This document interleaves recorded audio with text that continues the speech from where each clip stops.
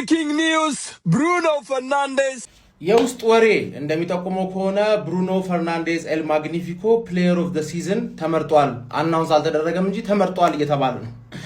ወይኔ አባቴ ጆርናሊስቶችና ጸሐፊዎች እንደሚመርጡ እንደ ባለንዶር ባቅ ኖሮማ እኔ እንዴት ገባርለ አሽቃንስ ያርሴ ጠላት ተረዳኝ አይደለ? ግን ሀቅ ለማውራት ማኑ ይገባዋል ካልከኝ ይገባዋል። በደንብ አድርጎ ነው የሚገባው። ተረዳኝ አይደለ? ምክንያቱም ዩናይትድ ሲያሸንፍ ሁሌ በብሩኖ ምክንያት ነው። እና ዘንድሮ አርሰናልን፣ ማን ሲቲን፣ ሊቨርፑልን ደርሶ መልስ፣ ቸልሲን ኦልሬዲ ያሸንፎታል ደርሶ መልስ፣ ቶተንሃምን አንድ የተበቀለው አንድ ያቻ። ስለ ቢግ ፋይቭ ከራሱ ውጪ ሁላችንንም ቢያንስ አንዳንዴ ቀጥቶናልና ሁሉም ላይ የብሩኖ እጅ አለበት። ስለዛ ይገባዋል። ገባርለ? ችግሩ ግን ምን እንደሆነ ልንገርሽ ፓፓውቴ፣ ችግሩ ምን እንደሆነ ልንገርሽ። ብሩኖ ይሄንን ካሸነፈ በኋላ ድሮ ከሚበልጣቸው ተጫዋቾች እንጂ እንደ አዲስ የሆነ ተጫዋች ይበልጣል እንዳትል፣ ማንንም አይበልጥም። ገባርለ? አሁንም ማንንም አይበልጥም። ድሮ የሚበልጣቸውን ይበልጣል። ሌጀንዶች ምናምን ነገር ማምጣት ደቅ እንዳታርገው አንተ አድክም የሆንክ ሰውዬ ማለት ነው። መጀመሪያ ከሩኒ ጋር አወዳድረው። ከሩኒ የበለጠ ሌጀንድ ነው። ከዛላ ታላላቀ ሲኮርኩሙ ልክ ትገባለህ ማለት የሚችል ተጫዋች ነው። አንተስ ታካብድለት ነው የምታካብድለት ደረጃ የሚያስገምት ነው። ምን ተረዳኝ አይደለ? ይገባሻል። ዴክላን ራይስ ሁለተኛ ወጣ። እኛ ባለንዶር ነው የምንበላው። ፕሌየር ኦፍ ዘ ይር ትላለን ዱኬት። ኦኬ ጋይስ አቴንሽን ፕሊዝ። ብሩኖ ፈርናንዴዝ የአመቱ የእግር ኳስ ጸሐፊዎች ማህበር ምርጥ ተጫዋች በመባል ተመርጧል። ድምጽ ከሰጡ 900 ሰዎች መካከል የ45%ን ድምጽ በማግኘት ነው አንደኛ ደረጃን ይዞ ማጠናቀቅ የቻለው። ሁለተኛ ደረጃን ይዞ ያጠናቀቀው ዴክላን ራይስ ነው። ሶስተኛ ኤርሊንግ ሃላንድ ሆኗል። በነገራችን ላይ የሃላንድ በጣም ገርሞኛል። ከሱ ይልቅ በርናንዶ ሲልቫ ወይም ደግሞ ሪያን ሼርኪ አሊያም ዶሚኒክ ሶቦዝ ላይ በተለይ ደግሞ ሶቦዝ ላይ ዲዘርቭ ያደርጉ ነበር ብዬ አስባለሁ ለዚህ ሽልማት። ኤኒዌይ ግን ብሩኖ ፈርናንዴዝ አንደኛ ደረጃን ይዞ አጠናቋል። ስለሚገባው ነው፣ በነገራችን ላይ ስለሚችል ነው። አዶኖ በጣም ጸዴ ሲዝን ነው እያሳለፈ የሚገኘው። ማንቸስተር ዩናይትድ ለዋንጫ የሚፎካከር ቡድን አይደለምና ማንቸስተር ዩናይትድን ለምን አበቃው ዋንጫ መጣ እንዴ በብሩኖ ፈርናንዴዝ የምትሉ ሰዎች ጤነኝነታቸው ያጠራጥረኛል። ቢካዝ በአንድ ተጫዋች ብቻ ዋንጫ አይወሰድም። ፕላስ ደግሞ ማንቸስተር ዩናይትድ በዚህ ውድድር ዓመት ለዋንጫ የሚፎካከር ቡድን እንዳልሆነ ሁላችንም እናውቃለን። አክቹሊ በዚህ ውድድር ዓመት ብቻ ሳይሆን ከፈርጉሰን በኋላ ማንቸስተር ዩናይትድ ለዋንጫ የተፎካከረባቸው ሲዝኖች በጥቅሉ አልነበሩም ብሎ መናገር ይቻላል። ለማንኛውም ግን ይሄ ፖርቹጋላዊ ተጫዋች ይሄ ሽልማት ተሰጥቶታል። በጣም ደስ ብሎኛል። ታውቃላችሁ በዚህ ውድድር ዓመት በጣም ጸዴ ሲዝን ነው እያሳለፈ ብዬ ማምን ሰው ነኝና ይሄ ሽልማት ይገባዋል ብዬ አስባለሁ። ስለሚችል ነው ባይዘው ስለሚችል ነው። ማግኒፊኮ የኤፍደብሊውኤ አዋርድ አሸናፊ መሆኑን ማረጋገጥ ችሏል። በያዝነው የውድድር ዓመት አስደናቂ ጊዜን ከማንቸስተር ዩናይትድ ጋር እያሳለፈ የሚገኘው ፖርቹጋላዊ አማካኝ ብሩኖ ፈርናንዴዝ የፉትቦል ራይተርስ አሶሲዬሽን ማለትም ደግሞ የእግር ኳስ ጸሐፊያን ማህበር እንግዲህ የውድድር ዓመቱ የእንግሊዝ ፕሪሚየር ሊግ ምርጡ ተጫዋች በመባል ተመርጧል ማለት ነው። በዚህም የማንቸስተር ዩናይትድ ተጫዋች ሆኖ ይህንን አዋርድ ማሸነፍ የቻለ 9ኛው ተጫዋች ሆኗል። አስታውሱ ፒኤፍኤ እና ኤፍደብሊውኤ የተለያዩ አዋርዶች ናቸው። ፒኤፍኤ አመቱ ምርጡ ተጫዋች ነው፣ ገና ነው እሱ አልታወቀም። የኤፍደብሊውኤ ማለትም የእንግሊዝ ጸሐፊያን ማህበር አዋርድ ግን አሸናፊ እሱ መሆኑ ታውቃል ማለት ነው ከዴክላን ራይስ በላይ። ለማንኛውም እናንተ የፒኤፍኤ አዋርዶስ አሸናፊ ማን የሚሆን ይመስላችኋል? ብሩኖ ፈርናንዴዝስ ይሄ አዋርድ በትክክል የሚገባው ተጫዋች ነው ትላላችሁ? ሀሳባችሁን አጋሩኝ። የፕላስ ምልክቱ መጫ እንዳትረሱ። ጀማው እዚህም ላይ ሁለተኛ ወጣ እዚህም ላይ እኔ ይሄ ሁለት ቁጥር እዚህ ጋር ቂቅ ነው ያለኝ። ቂቅ ማለት እንዴት እንዳስጠላኝ ይሄ እናንተ ሁለት ቁጥር እንዲያስጠላል ምን ነው እንዴ? ብሩኖ ፈርናንዴዝ የአመቱ የእግር ኳስ ጸሐፊያን ማህበር ምርጥ ተጫዋች ተብሎ ተመረጠ። እሺ ሁለተኛ ላይ ዴክላን ራይስ ቢቀርበትስ ባይወዳደር ምን ይሰራለታል? በቃ ለስተቱት ነው ሐሳባችሁ ታውት በቃ ይቀርበት።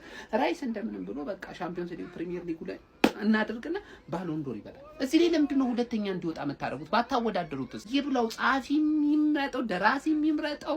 እኔ ለምን የሰፈሩ አካባቢ ሰው የተሰባስበው አይመርጡት? አይመለከተንም። ለምንድን ነው ይሄ ሁለተኛ የምታስወጡ? ለምንድን? አረ እኔ ሁለት ቁጥር ምንድን ነው የሚሻለኝ ጌታዬው? አረ አንሳው ወይኔ ከቁጥሮች ላይ ቢወጣስ የሁለት ቁጥር ያማው የምሬን ነው የምላችሁ። አረ ትልቅ ትራውማ እየፈጠረብን ነው ሁለት ቁጥር። ይሄ ሁለት ቁጥር ላይ የሆነ ነገር ማድረግ አለብን ጀማው፣ የሆነ ነገር ማድረግ አለብን በቃ። እንዴት ነው ደግሞ የመረጡት? ሲጀምር ከትርፌ ቤት ተጫዋች ጋር እኮ መወዳደር አስፈልግም። እንደሚያሸንፍ ይታወቃል። የምሬን ነው የምላችሁ በቃ። ይህ ሰውዬ እንግዲህ ማግኔቲክ ፊልድ አትለው ኤሌክትሪክ ሲቲ አትለው ምን እንደምትለው ራሱ አይታወቅም። እንግዲህ የእግር ኳስ ጸሐፊዎች እንግዲህ የአመቱ የ2025 እና 26 የአመቱ ምርጥ ተጫዋች ተብሎ እንግዲህ አሸንፏል። ያራዳ ልጆች ይገባዋል። እውነት ለመናገር ሐቁን ስንናገር እኔ ከዚህ በፊት ኢንተርቪው ተጠይቄም ከብሩኖ ፈርናንዴዝ እና ከዲክላን ራይስ ተጠይቄ ብሩኖ ፈርናንዴዝ ይገባዋል ነው ያልኩኝ። ፐርሰናሊ ዲክላን ራይስ በጣም ጎበዝ ነው፣ ቦታቸውም ይለያያል፣ እንደ ቦታቸው ይለያያል። ብሩኖ ፈርናንዴዝ ሞር ማይክል ካሪክ ከመጣ በኋላ 10 ቁጥር ነው የሚያጫውተው።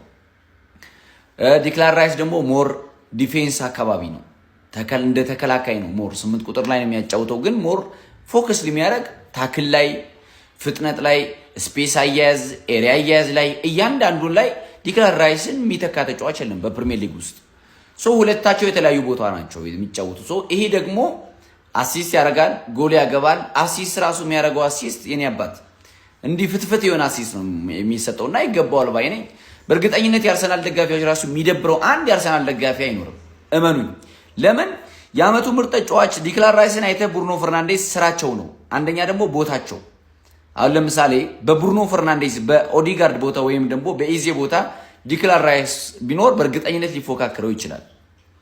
በእርግጠኝነት ቦታቸው አንደኛ የተለያየ ነው። ግን እመኑኝ ይህን ልጅ ዘንድሮ በፕሪሚየር ሊግ ውስጥ የሚበልጠው አንድም ተጫዋች የለም። ብሩኖ ፈርናንዴዝ ይገባዋል።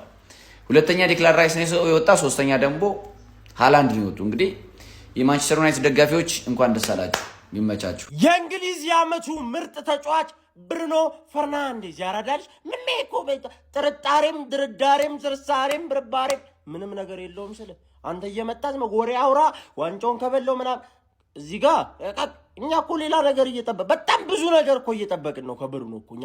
ይሄ ግል ሽልማት የሚባለው ቡድንን እንደ ቡድን በጣም ትልቁ ስኬቱ በዚህ ሰዓት ቻምፒዮንስ ሊግ መግባት ቢሆን ብሩኖ ፈርናንዴዝ በግል እኮ ማናባቱም እንደማይደርስበት እናውቃለን። ማናባቱ ለዛ እኮ ነው አመቱን ሙሉ እየተከራከረን የመጣ ነው። ኧረ እሱ እኮ እንደዚህ አቋም ወጣ ገባ ወርዶ ወጥቶ መጥቶ አታይም። ማንቸስተር ዩናይትድ እንኳን አስተመልከት ምን ለዛ ነው ሁልጊዜ በእናታችሁ ከሱ ሻል ያለ ተጫዋች ጥሩልን። ፕሪሚየር ሊግ ላይ ከሱ ትንሽ ሻል ያለ አሁን መጣህ እኮ ታነጻጽረዋለህ ከእንትና ጋር እንደሚነጻጸር ስለምታውቅ ነው ታነጻጽረዋለህ ብለህ ቀድመህ የምትሰገው። በደንብ ነው የሚነጻጸረው። እሱን ደግሞ ታይም ጠብቅና እንዴት እንደምናነጻጽረው ታውቀዋለህ። እንዴት እንደሚበልጣቸውም በማስረጃ እናወራለን። እንዴት ብልጥ እንደሚያደርግ ኳስ ይጠበጥባል ምናምን ብለህ የሆነ ማስረጃ ይዛት መጣ። ቁጥሮችና አይናችን ይመሰክራል። ብሩኖ ይችላል ነው የምልህ። ያራዳል ሼር ኮፒ ሊንክ እያደረክ አድርስለት። Breaking news, Bruno Fernandes የፕሪሚየር ሊግ የፉትቦል ራይተርስ ፕሌየር ኦፍ ዘ ይር ተብሏል። ዴክላን ራይስን እንዲሁም ደግሞ ኤርሊንግ ሃላንድን በማስከተል ይህ አዋርድ ኢቨን ከፕሪሚየር ሊግ ፕሌየር ኦፍ ዘ ይር አዋርድ በጣም ፕሬስቲጂየስ ነው፣ በጣም ትልቅ አዋርድ ነው። ምክንያቱም እንደምታዩት በ400 ጋዜጠኞች የሚሰጥ ቮት ነው። ልክ እንደ ፕሪሚየር ሊጉ በካፒቴኖች እንዲሁም ደግሞ በደጋፊዎችና እንደዚሁ በፉትቦል ራይተሮች የሚሰጥ ሳይሆን ነው ይህንን አዋርድ ማሸነፍ የቻለው ኤርሊንግ ሃላንድን 3ኛ በማድረግ እንዲሁም ደግሞ ዴክላን ራይስን 2ኛ በማድረግ የ45% ድምፆችን 900 ከሚሆኑ የፉትቦል ራይተሮች በማግኘቱ ነው። አርሰናሉ ዴክላን ራይስ ይህንን ያላሸነፈበት አንደኛው ምክንያት የተባለው ከአርሰናል ተጫዋቾች አውትስታንዲንግ ስላልነበረ ነው። በአዋርዱ ወይንም ደግሞ በምርጫው ላይ ጋብሪኤል ራያ እንዲሁም ደግሞ ባካዮ ሳካ ከሱ ጋር ሲፎካከሩ ነበረ። ብሬኖም ይህንን አዋርድ በማሸነፍ ከ2010 ከዋይን ሩኒ በመቀጠል የመጀመሪያው የማንቸስተር ዩናይትድ ተጫዋች ሆኗል። ይህ ለካፒቴናችን ሲያንስበት እንጂ አይበዛበትም። በዚህ ሲዝን 114 የሚሆኑ የጎል ዕድሎችን ከመፍጠር ባለፈ ባስመዘገባቸው 19 አሲስቶች እንዲሁም ደግሞ 8 ጎሎች ለማንቸስተር ዩናይትድ 30 ነጥቦችን እንዲሰበስቡ ማድረግ ችሏል። እንኳን ደስ አለን ዩናይትዳውያን። ይህንን ቪዲዮ ላይክ ማድረግ አለባችሁ። 50,000 ላይክ መግባት አለበት ለካፒቴናችን ብሩኖ ፈርናንዴዝ። Come on!